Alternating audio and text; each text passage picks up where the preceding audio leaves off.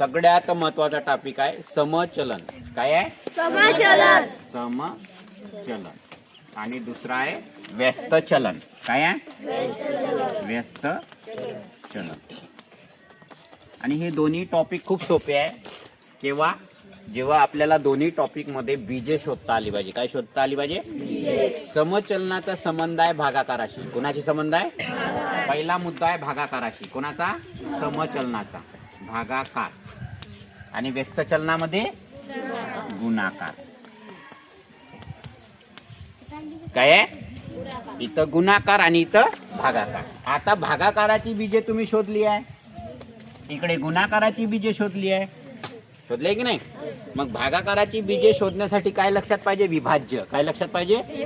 आणि गुणाकाराची बीजे शोधण्यासाठी विभाजक. काय लक्षात पाहिजे? विभाजक. म्हणजे याच्यामध्ये स्थिर काय असतो? भागाकार. काय स्थिर असतो? भागाकार. समजा मला म्हणायचं आहे, काय म्हणायचं आहे?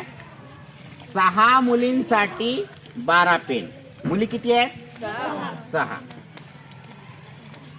आणि पेन किती आहे? किती पेन आहे? मुली किती आहे? 6 मुलीसाठी 12. 6 मुलींसाठी 12 पेन. केलं? काय केलं? 6 मुलींसाठी 12 पेन. म्हणजे हे 6 मुली आहे, त्यांना भागाकार केल्यानंतर, 6ला भागाकार केल्यानंतर जो उत्तर येते, जसं आपण आता याचं संक्षिप्त रूप देऊ. बघा, दोन्ही संख्यामध्ये मोठ्यात मोठी कसोटी कोणती लागते? कोणती लागते? 6. 6 एक साईन दुने. मग एका मुलीले किती पेन? किती पेन? 2. काय केलं आपण? भागाकार. म्हणजे 6 एक 6 साईन दुने 12. म्हणजे आपल्याला गुणोत्तर प्रमाण भेटलं. एक मुलगी असेल तर 2 पेन. एक मुलगी असेल तर 2 पेन. भागाकार केलं, हा स्थिर झाला. काय झाला? स्थिर. याला म्हणायचं स्थिर. आता मी हा स्थिर काढल्यानंतर कोणती पी संख्या लिहिल? मी म्हटलं मुली 12 आहेत. आता सांगा, मुली 12 आहेत तर पेन किती लागतील? Very good. किती? 24. कारण 1ला किती आहे? 2. मग 12ला 24. मुली 3 आहेत. बोला लवकर. 6. 1ला 2. 1ला 2. मुली 4 आहेत. 8. मुली 100 आहेत. झालं? म्हणजे हा जो भागाकार आहे, याचा 1, याचा 2. 1ला 2. एक मुलगी असेल तर पेन किती? 2. एक मुलगी असेल तर पेन 2. म्हणजे आपण कोणाचे विभाज्य शोधले? 100चे. किती वेळा? कोणाचे विभाज्य शोधले? किती वेळा? 2. किती वेळा? 2 वेळा. हा 1 आणि 2. कोणाचे विभाजक शोधले? विभाज्य शोधले 4. 4चे किती वेळा? 2 वेळा. हे बघा ना, 2 आहे ना इथं. इथं किती आहे? 1. हे किती आहे? 1चा विभाज्य किती वेळा शोधला? मग 4चा विभाज्य 2 वेळा शोधा. 4 दुने 8. मी लिहिलं इथं 12. 12चा विभाज्य किती वेळा शोधला? 2 वेळा. 12 दुने 24. मी लिहिलं 9. 9चा विभाज्य किती वेळा शोधा? 9 दुने 18. म्हणजे ज्या गोष्टीचा विभाज्य शोधायचा आहे त्याला म्हणतात समचलन. काय म्हणतात? समचलन. काय म्हणतात? समचलन. आता मी याचा गणित बनवतो. बघा, शाळेतील एका वर्गातील मुलांना, जे 12 मुलं आहेत त्यांना मी 24 पेन आणले. किती पेन आणले? 12 मुलांना 24 पेन आणले. तर 3 मुलांना मी किती पेन वाटणार? 3 मुलांना किती पेन वाटणार? 6. 4 मुलांना किती वाटणार?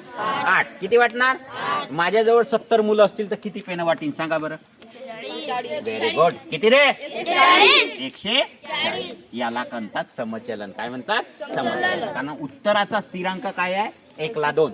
काय आहे? एक मुलगी पेन 2. एक मुलगा पेन 2. वर्गात किती मुलं आहेत? माझ्या वर्गात 30 मुलं आहेत. किती पेन लागतील? 60. किती? 60. म्हणजे कोणाचे विभाज्य शोधले? 30चे. किती वेळा? 2. 30 31. 30 दुने 60. समजलं? समजलं का एवढं? अरे समजलं का? Okay, done. डन. मग सांगा बरं, माझ्याकडे 90 पेन आहेत तर किती मुलींना पुरतील? 45. Very good. किती? 45. पेन काय आहेत? 90. मग याच्या अर्धे. 1ला 2 आहे ना, मग 2 आहे. पेन किती आहे? 2. किती जणांना पुरतील? उलट विचारलं ना, बरोबर आहे. माझ्याकडे 140 पेन आहे. किती जणांना पुरतील? 70. किती? 70. किती? 70. जमलं? जमलं का? इथं मुली होत्या, पेन काढले. आता पेन होते, मुलं काढायचे. समजलं? उलट न्यायचं. काय करायचं? यालाच म्हणतात सममूल्य अपूर्णांक. त्याची मूल्याची किंमत काय असते? सम. काय असते? सम. आपण अपूर्णांकामध्ये शिकलो. आता जाऊ व्यस्त चलन. काय जाऊ? व्यस्त चलन. व्यस्त चलनामध्ये मी एक लिहितो. काय लिहितो? विभाजक. मला उत्तर पाहिजे 24. काय पाहिजे? काय उत्तर पाहिजे? 24. आता 24 उत्तर पाहिजे ना. व्यस्त चलनामध्ये काय स्थिर असतो? गुणाकार. मग 24 चे विभाजक. याच्यामध्ये विभाज्य, याच्यामध्ये विभाजक. विभाजक काढण्यासाठी कसोट्या माहित पाहिजे. बरोबर आहे? पहिली कसोटी सांगा. 1 गुणिला किती? 24. Very good. हा, दुसरं बोला बडा. हा, 3 ची कसोटी लागते ना. अरे बोलो. 3 गुणिला 8. हा, 4 गुणिला हा, 6 गुणिला 4. हा, बोला ना. 3 12 गुणिला 2 24 गुणिला 1. एवढे विभाजक भेटले मला. भेटले? अरे भेटले का नाही? हे कशामुळे भेटले? कसोट्या माहित आहेत म्हणून. लक्षात ठेवा. त्याचा अभ्यास असेल तर हे विभाजक भेटतील. आता बघा, व्यस्त चलनामध्ये गुणाकार स्थिर असतो. स्थिर व्हॅल्यू किती आहे? किती आहे? आणि एवढे विभाजक आहेत. ठीक आहे. आता मी गणित बनवतो.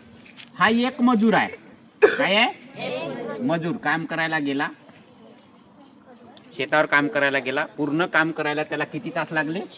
24 तास. किती तास लागले? 24 तास. मग 2 मजुरांना किती लागेल? 12. 3 मजुरांना? 4 मजुरांना? 6 मजुरांना? 8 मजुरांना? 12 मजुरांना? 24 मजुरांना? म्हणजे ह्या जे आहेत हे विभाजक कोणाचे आहेत? सगळे 24. कोणाचे? 24 चे. गणित बनवतो मी. 6 मजुरांना एक काम करायला 4 तास लागतात. किती तास लागतात? किती तास लागतात रे? 4. 6 मजुरांना एक काम करायला 4 तास लागतात. तर 8 मजुरांना किती तास लागतील? 3. कारण हा जो आहे हा याचा आणि याचा काय आहे? हा काय आहे? विभाज्य. काय आहे? विभाजक आहे. विभाज्य नाही आहे. काय आहे? विभाजक. कोणाचा?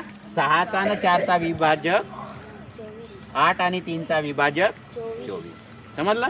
मग इथं काय महत्वाचं? विभाजक. काय महत्वाचं? आणि या टाकेनी विभाज्य.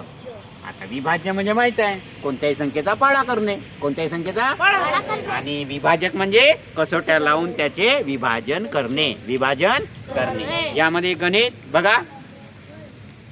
4 मुली एक काम करायला